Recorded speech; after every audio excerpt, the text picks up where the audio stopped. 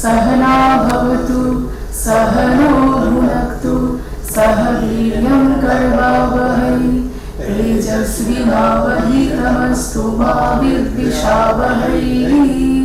ॐ शान्ति शान्ति शान्तिः। ॐ असतो मा सद्गमय तमसो मा ज्योतिर्गमय मृत्योर्मामृतं गमय। ॐ शान्ति शान्ति शान्तिः। Thank you. Now I request our esteemed speaker, Mr. T S Tirumurti ji, to come to the stage.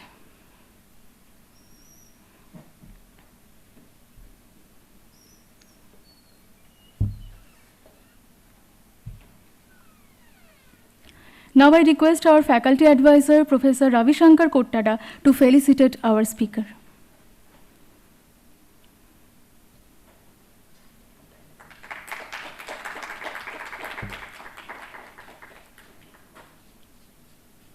Now I request our student volunteer Akshay to felicitate him.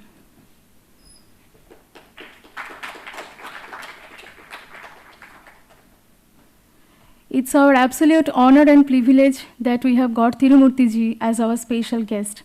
Now I request our faculty mentor, Professor Uday, to introduce the speaker with all of us. Thank you, Manisha. Good evening and welcome everyone to this special lecture of VSC. We are indeed very privileged to have our distinguished speaker today. I'll read out a brief biography so everyone knows his context. Okay, so I'll read out his brief biography so that everyone is aware of about our speaker for the evening. Okay, Mr. Tirumurti was in the Indian Foreign Service with a diplomatic career spanning 37 years. From 1985 to 2022. He served, please help me.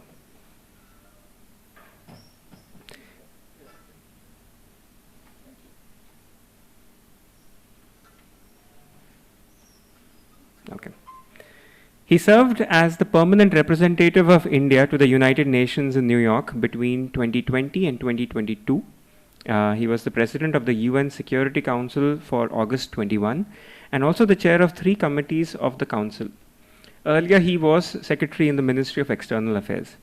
Ambassador Tirumurti has previously served in Cairo, Geneva, Gaza, Washington DC, Jakarta, and was also India's High Commissioner to Malaysia. He was India's first representative to the Palestinian Authority in Gaza. He served in various capacities in Ministry of External Affairs, New Delhi, including head of the United Nations Division and head of division for 4 neighboring countries, Bangladesh, Sri Lanka, Maldives, and Myanmar. He was also a climate change negotiator for several years. He is currently the distinguished professor in IIT Madras. He is also the author of 3 books. He is also an alumni of the Ramakrishna Mission's Vivekananda College in Chennai. Given that we've had some very earth-shaking political moments yesterday with the US elections and recent events in Ukraine and Middle East, we look forward to a very interesting talk from you, and we welcome you once again. Thank you.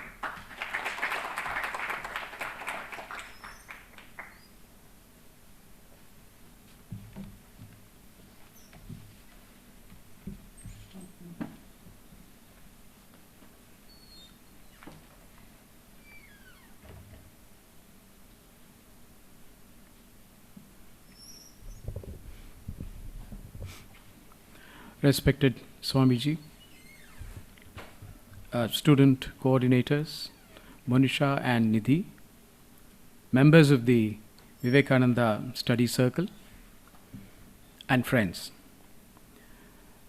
There is a map first published in 1867 by Alvin J. Johnson and Son from New York. And it is in the Johnson's New Illustrated Family Atlas of the World.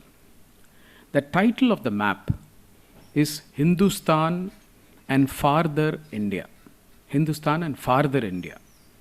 This geographical space, which is Farther India, covers a wide arc which stretches from India, Bangladesh, Pakistan, Nepal, Bhutan, to Myanmar, Thailand, Cambodia, Laos, Singapore, Malaysia, to Vietnam. Incidentally, the atlas in which the map was published was awarded the first prize at the Universal Exposition in Paris in 1867 and again in 1878. Now, why I mention this is to give you an idea of how much mind space India occupied even as recently as 150 years ago. And this is an American map. This farther India did not come from conquest or by subjugation, barring, of course, the rare exception of the mighty Chola Empire in the south, with their formidable naval force capturing parts of the Southeast Asia. This farther India did not even come by just trade and commerce. It came by India capturing the imagination of the peoples of the world. It came from spreading worldwide, both East and West, Indian thought and ideas over centuries. And our civilization built bridges between the East and the West. Distinguished ladies and gentlemen and friends, I thank Swamiji, Vivekananda Study Circle, and IIT Madras for inviting me today to share my thoughts on reimagining the world order. As an alumnus of Ramakrishna Mission and Vivekananda College in Chennai, it is indeed a great pleasure to come to IIT Madras at the invitation of young enthusiasts who pursue the value and thoughts of Swami Vivekananda, Sri Ramakrishna, and the Holy Mother. You will find, as I have, that imbibing their thoughts in our lives, whether professional or personal, is an extremely enriching experience. And I'm particularly grateful to Swamiji for his presence here today. Friends, the world order, as we have known in the last several decades, is unraveling.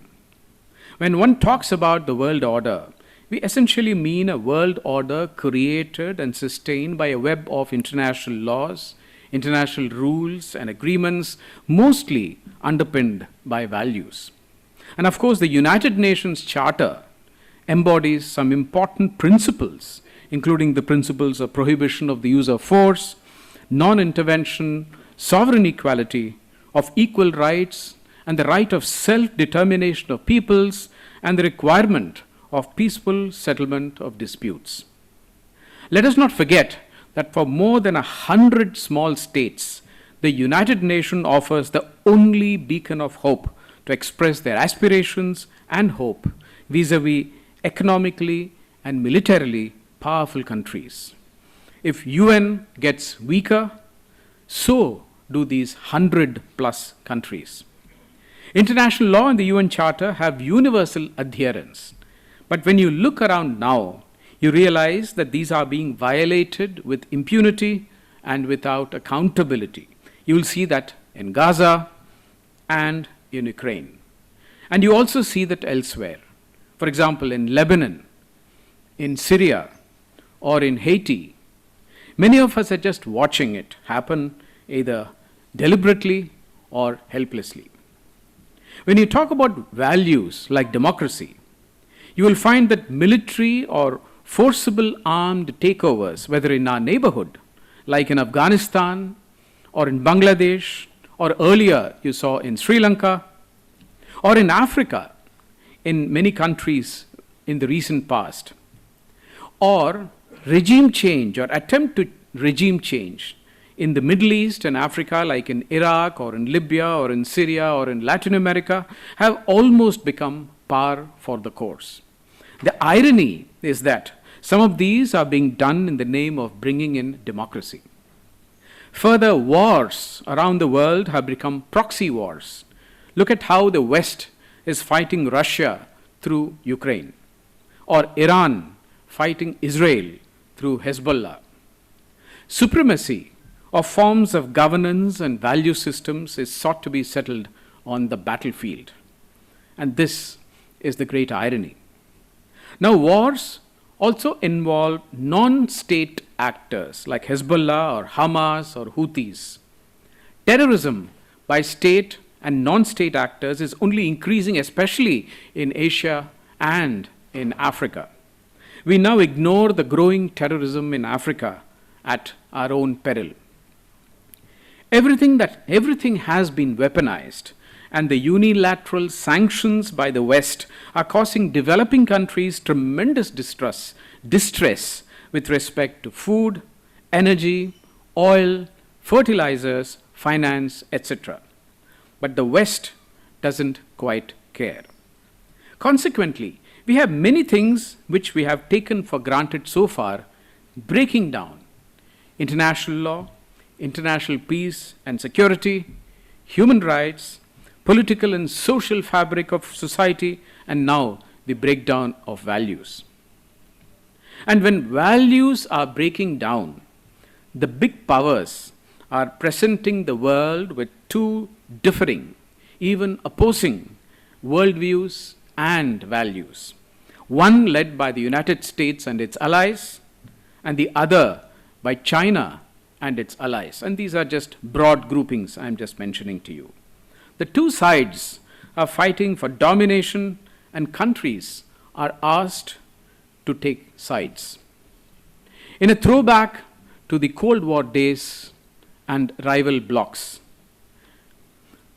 developing nations have become mere bystanders when the world order is unraveling. So what is it that India can do in this unraveling world order? And it is here that Swami Vivekananda becomes directly relevant. He wanted us not to get carried away by Western values, but conquer the world by our thoughts. And he said, and I quote, "Now is the time to work for India's spiritual ideas penetrating deep into the West. We must go out. We must conquer the world through our spirituality and philosophy.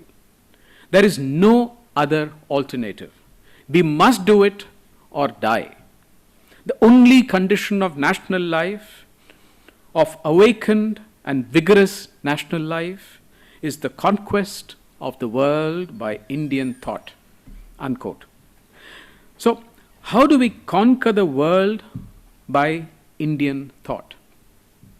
By India giving the world a third option. Swami Vivekananda always saw India as a bridge between the East and the West. The Indian thought that he refers to here should not be seen in the narrow confines of spirituality, philosophy, and culture only. Indian thought is much wider. It is only now that we have straitjacketed everything into compartments like science, philosophy, religion, statecraft, etc. And we pretend that they are exclusive to the other. But Indian thought, which Swami Vivekananda talked about, embraced all of this in a holistic view of life. And that's why when he says that we need to go out and conquer the world by Indian thought, it encompasses the realm of political thought and statecraft as well. For example, when it comes to statecraft and foreign policy, we have had a plethora of extraordinary texts over centuries like Arthashastra, Nitisara, Agni Purana, Shukraniti, and even our own Tirukural. These texts have also laid down normative standards to be adhered to for international relations and statecraft.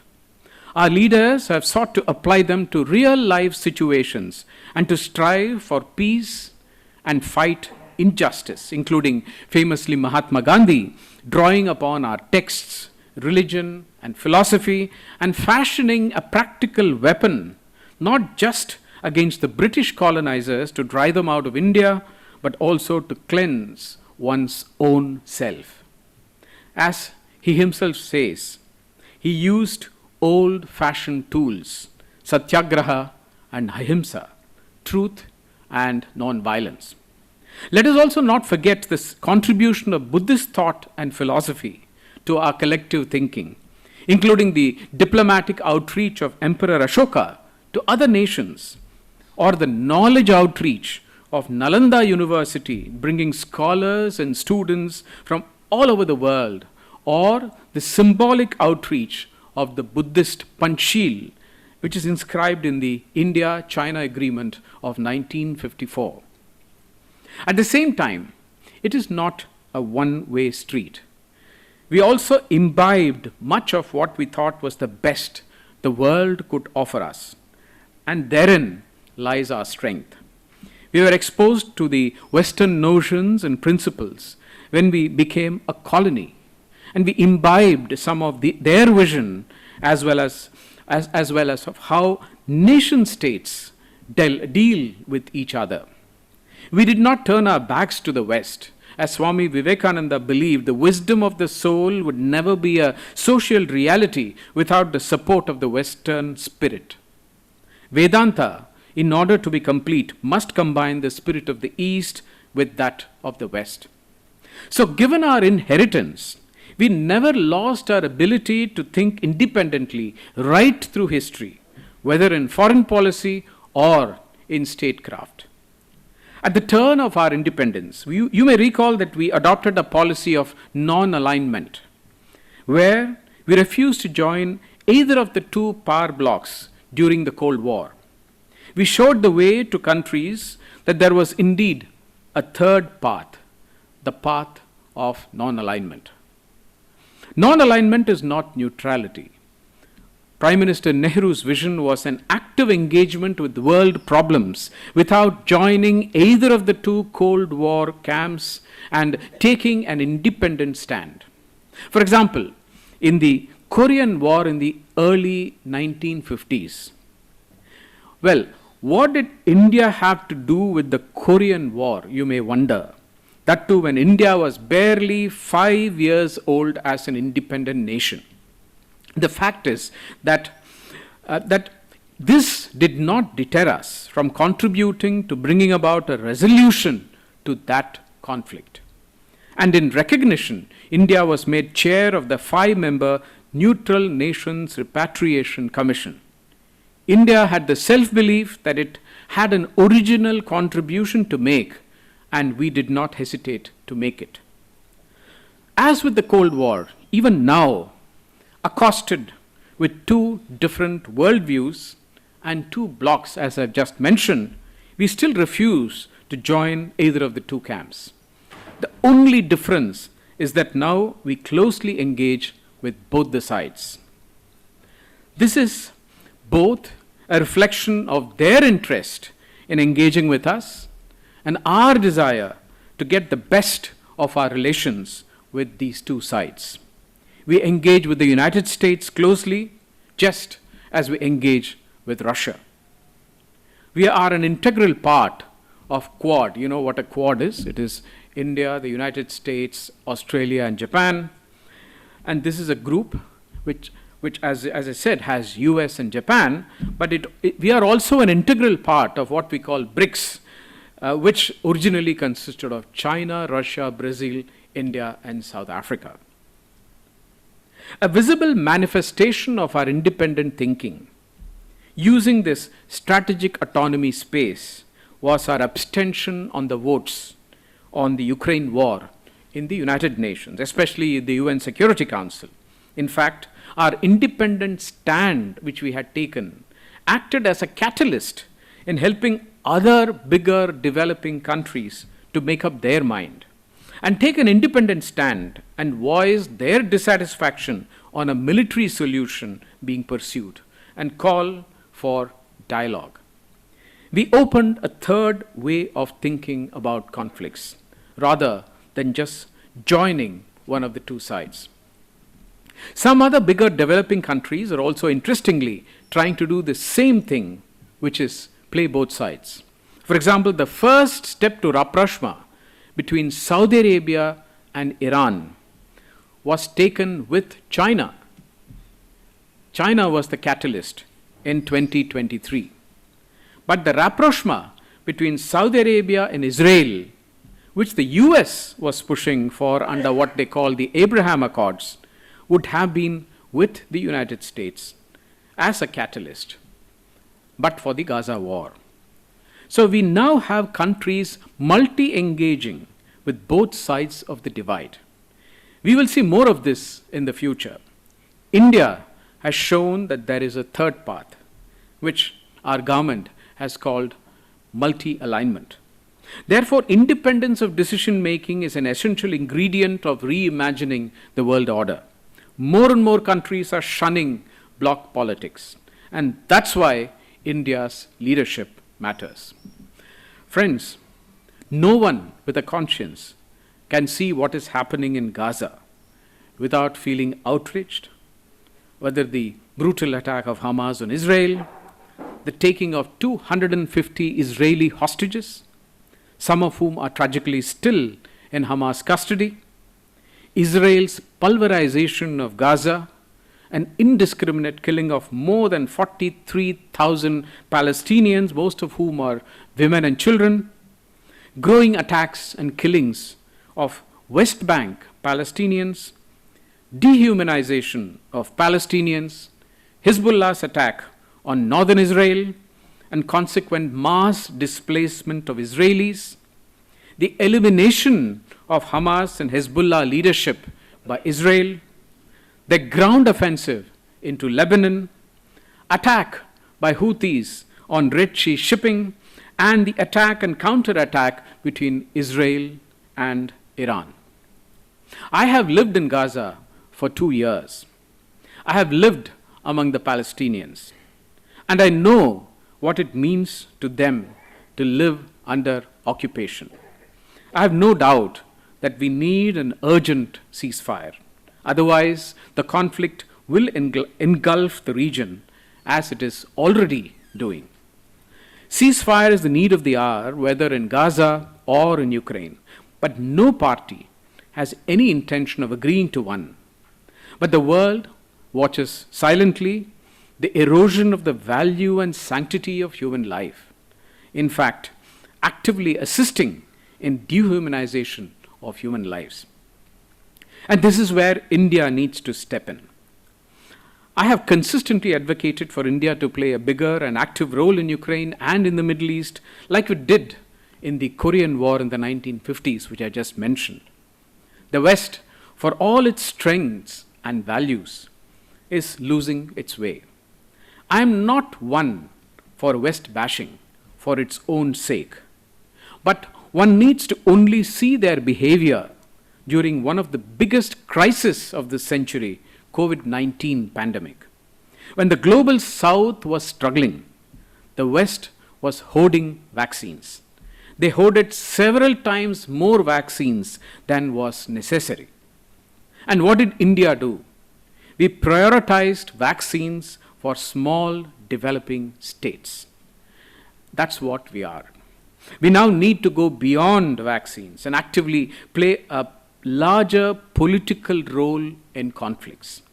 If we do that, we will be doing what Swami Vivekananda knew India can do, that is, become a catalyst to change the world order. Friends, the other reimagining of the world order which we need to do is ensure that international decisions are relevant to all countries and not just a few. We, of course, have the United Nations.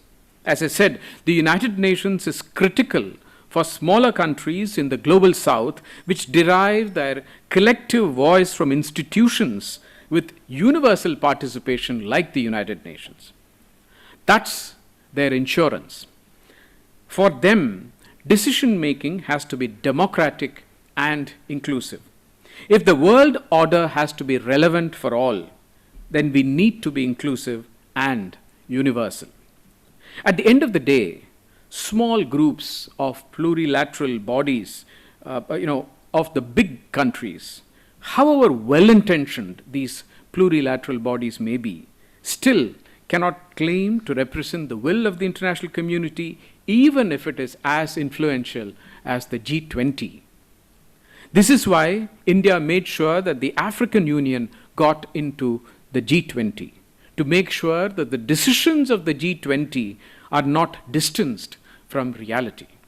if we need to reduce power play in international relations, that will come from universally representative organizations and not from groups like G20 or G7, which essentially serves the interest of the smaller group they represent.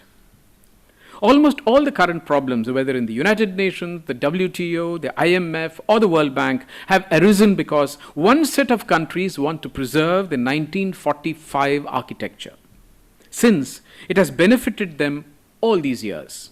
But to reflect the current changed balance of power, whether political or economic or financial, another set of countries demand reform, like India. We have called for reformed multilateralism. Today, we are questioning the status quo of 1945.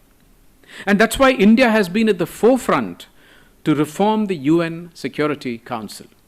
When the UN was established in 1945, there were 51 member states. Now, we have 193. But we still have only 5 permanent members who have paralyzed decision-making in the Security Council. When I was Indian ambassador to the United Nations, when India was in the UN Security Council between 2021 and 22, I had to deal with the same conflicts which my predecessor 10 years ago dealt with when India was in the Security Council. These conflicts will remain unresolved unless there is a permanent representation of the global south, especially of the largest country, India, and the continent of Africa. And whenever the council is reformed, I have no doubt that India will become a permanent member. Friends, and in the midst of all this, the world is being divided on religious lines. We not only see Islamophobia, anti-Semitism, Christianophobia, but we also see the rise of religio-phobia and hate against non-Abrahamic religions, including hate crimes against Hindus, Sikhs, Buddhists, and others. In his famous speech in 1893 to the Parliament of Religions in Chicago, Swami Vivekananda said, and I quote, "I thank you in the name of the mother of religions, and I thank you in the names of millions and millions of Hindus. I am proud to belong to a religion which has millions and millions, a religion which has taught the world both tolerance and universal acceptance. We believe not only in universal toleration, but we accept all religions as true." This is what he's told the Parliament of Religions. So what is happening around the world to what Swami Vivekananda called the mother of religions, Hinduism? What do we make out of the hate crimes, persecution, and violent attacks against Hindus, Buddhists, Sikhs, and the followers of non-Abrahamic religions, and against their places of worship around the world? The global challenge, which is not receiving the attention it should, is the rise of contemporary forms of religio-phobia. This is something I have spoken about both in the UN Security Council and the UN General Assembly and much later as well. But let me make one thing very clear. We should condemn Islamophobia. We should condemn anti-Semitism. We should condemn Christianophobia. Let there be no mistake. All I'm saying is that don't be selective in condemning hate. While acknowledging religio-phobia against Abrahamic religions, the failure to acknowledge the growing attacks and hate against non-Abrahamic religions have started seriously affecting the freedom of worship and belief in the West, especially in the United States, Canada, Australia, the United Kingdom, and others. And closer home, continuing attacks on temples and gurudwaras and forcible conversion of minority communities in our neighborhood, they are well known, especially in Pakistan, in Afghanistan, and now recently in Bangladesh. Unfortunately, the West is too preoccupied with their own domestic problems of racism and the rise of the right wing to actively start addressing this. In some countries, they are actively promoting this hate by omission or commission. And in some cases, Islamophobia is being used to undermine the fight against terrorism. So the questions are actually being raised in the West, whether the secularism come political civil rights construct, which many of us operate with, is adequate to combat religious motivations, or has it become impotent to combat religio-phobia? And this has serious implications for a multicultural and pluralistic and democratic country like India. That's why India needs to be at the forefront to combat religio-phobia and not view this as someone else's fight. Only then can we strive to achieve what Swami Vivekananda said, and I quote, "I fervently hope that the bell that tolled this morning in honor of this convention may be the death knell of all fanaticism, of all persecutions with the sword or with the pen, and of all uncharitable feelings between persons wending their way to the same goal." Friends, on the issue of conflicts, something we have seen a sudden spurt around the world, let us understand something very simple. We cannot secure ourselves by making another country insecure, whether individually or collectively. Security is not a zero-sum game. Otherwise, we will end up with another Ukraine or Gaza. Security also cannot come from redrawing of borders unilaterally, like we witnessed with China in Galwan, or from continued occupation, like we see in Palestine. We need a genuine, collective, or mutually agreed security architecture. We have just witnessed the disengagement on the line of control between India and China. De-escalation is still some way off. As our defense minister mentioned, there has been a broad consensus to restore the ground situation. This consensus has developed on the basis of equal and mutual security. Security is therefore not a zero-sum game. Further, security is not just a military architecture. And this is very important for people to understand. In fact, even the UN's, United Nations and countries in the UN sometimes do not understand this. Security also has a political dimension. It has a socio-economic dimension. For example, Israel cannot have security merely by bombing Gaza or the West Bank or Lebanon or Syria. It needs a political goal, a political settlement to finally get that elusive peace and security which the Israeli people are desperately seeking. Use of political tool is necessary for shaping a more secure world order. Friends, the new world order will be meaningless if we cannot provide for development, socio-economic progress, and gender equality, which directly impact the common man. It was Swami Vivekananda again who said, and I quote, "The East has religion enough, but it is bread that the suffering millions of burning India cry out for with parched throats. It is an insult to a starving people to offer them religion. It is an insult to a starving man to teach him metaphysics."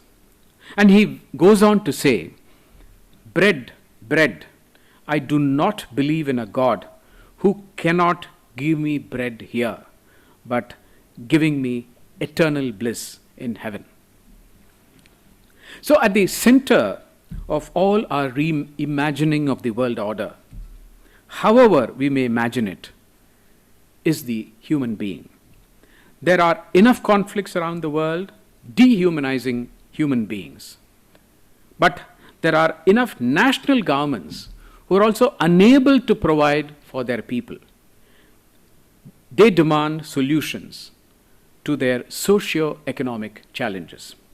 In addition to national challenges, many of the challenges are global challenges, needing global solutions, not just regional or national solutions. They impact the human beings directly, and you are familiar with almost all of them.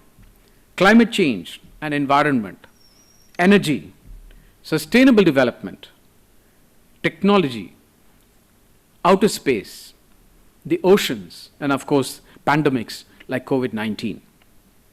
These are all bigger than what a single nation state can deal with. But instead of collaborating, we are working to protect our narrow, selfish interests. For example, in climate change, majority of the countries are those who never contributed to climate change but are facing the maximum adverse impact from this. But the developed countries are nowhere near to meeting their own mitigation obligations and commitments, or providing the small developing states with finance to protect them from the adverse effects of climate change which the developed countries have caused. With the march of technology, especially artificial intelligence, our dependence on technology and artificial intelligence is increasing exponentially by the day. You, of course, of all people, will know this better than anyone else, in IIT. Countries are now using artificial intelligence in warfare, and you are just seeing that being used by Israel against the Palestinians.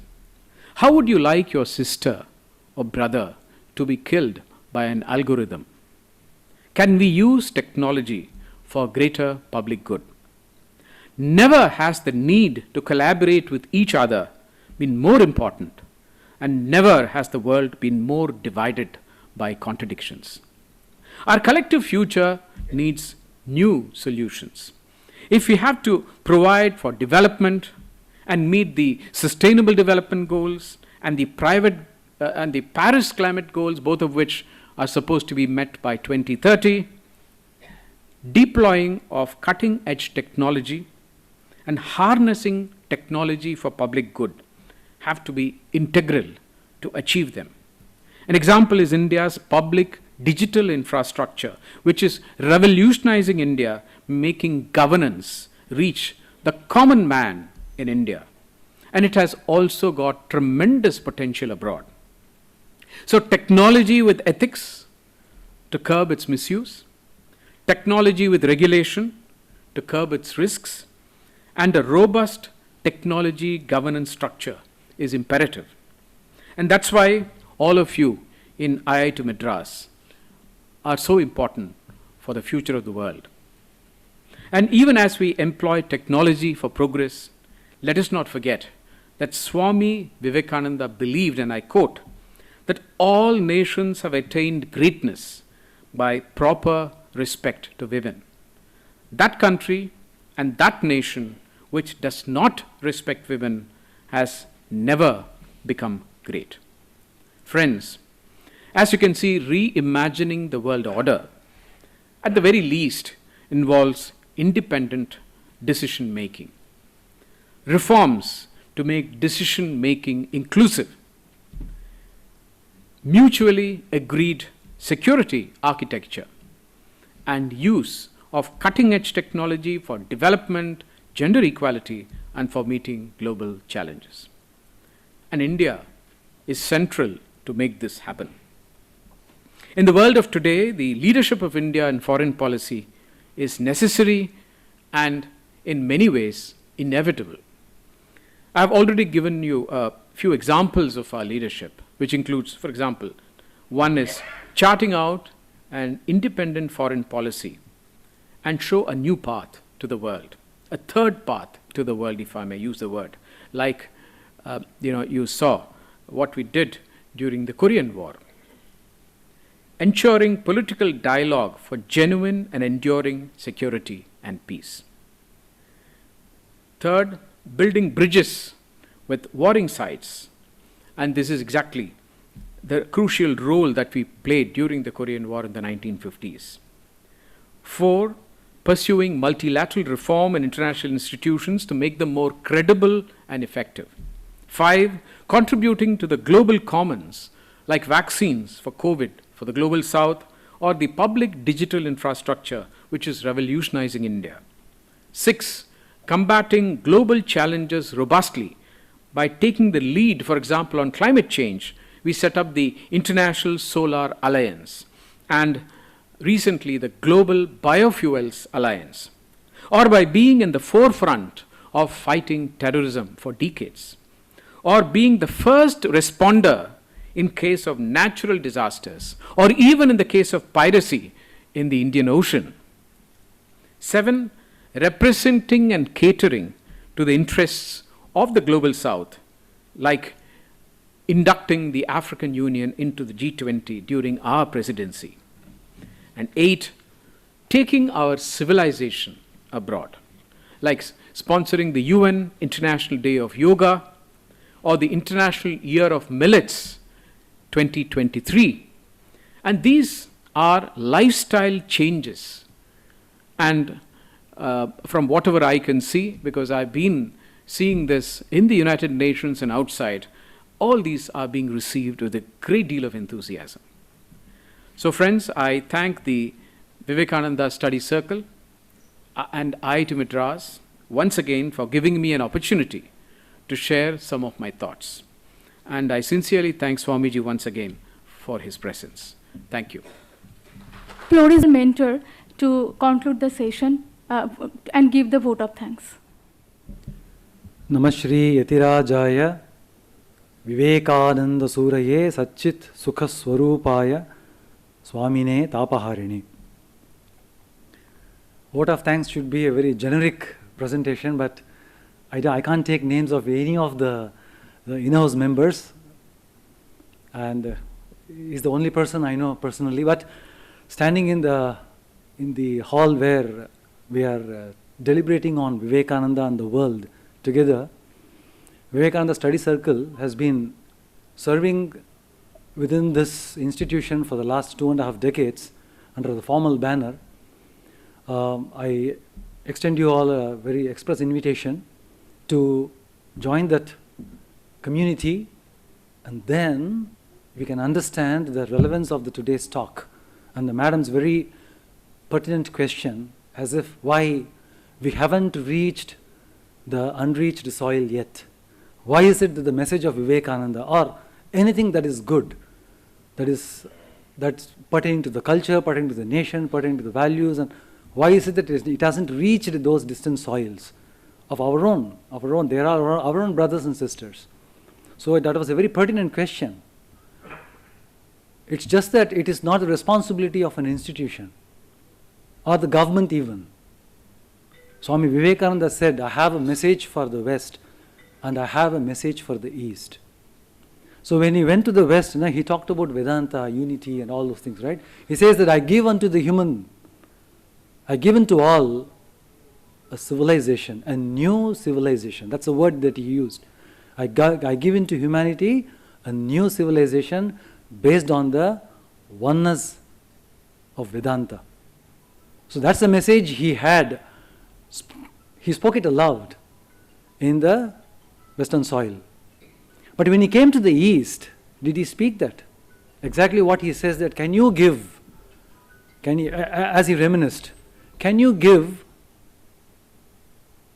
to the suffering millions a mere message or a brick when he is in hunger? Religion is not for the famished. So the message for the India that he gave is very, very pertinent, and we have to remember that I hold every individual, mark these words, they are very, very vital. I hold every individual a traitor after having got educated at the expense of the nation and not giving back to them. So the responsibility of taking the message to every corner of this nation is with all of you, all of us. I too am a part of it. And I'm very proud that my life has been contributed to a bit of realizing this message of Vivekananda. And I wish the erudition that the nation has actually imparted us actually goes in the way of helping our own suffering brethren. So that way we will be fulfilling the message of the Swamiji Vivekananda that he has given for the East.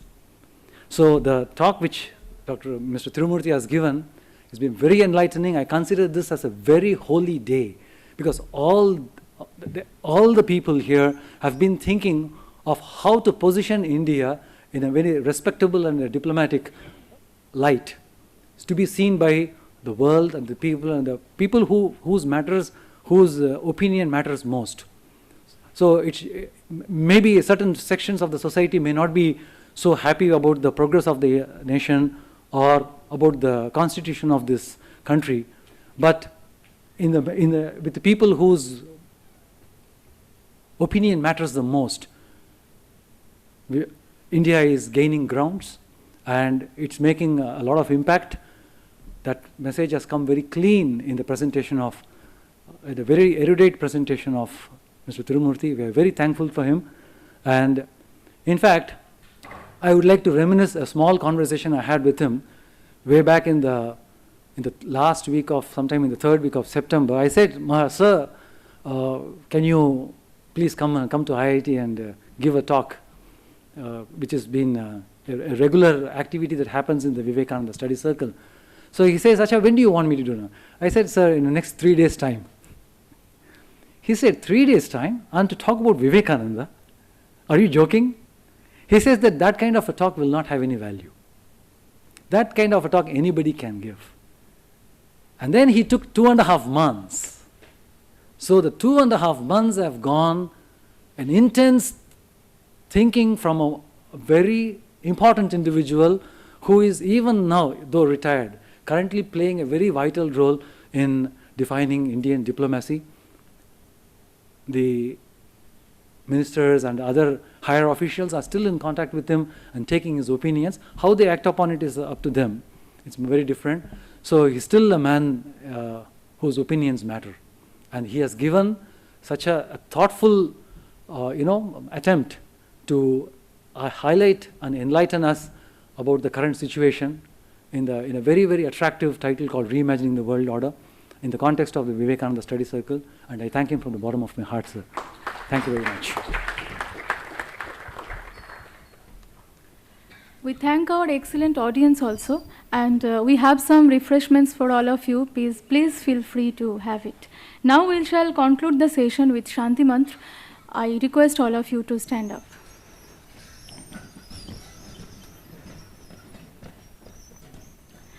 Om Purnamada Purnamidam Purnat Purnamudachyate Purnasya Purnamadaya Purnamevavashishyate. Om Shanti Shanti Shanti. Sarve bhavantu sukhinah, sarve santu niramayah, sarve bhadrani pashyantu, ma kaschit dukkha bhag bhavet. Om Shanti Shanti Shanti. Thank you so much.